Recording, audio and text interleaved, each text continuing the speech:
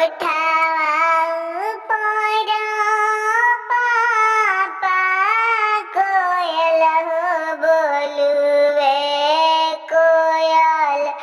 बोलिया सुहावन लगले कोयल बोलिया सुहावन लगले आज के रतिया चाचा जागल हो रही आज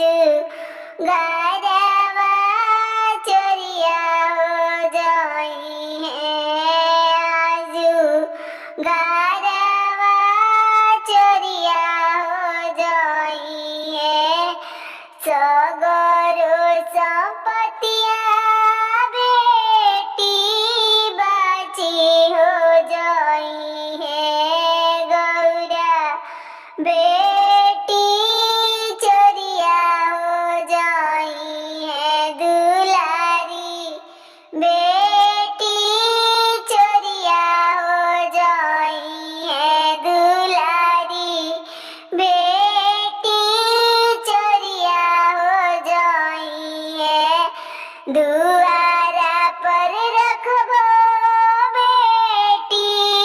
चौकी हो दारवा आंगन में सिपहिया हो रखबो आंगन में सिपहिया हो रखबो घरवा भीतर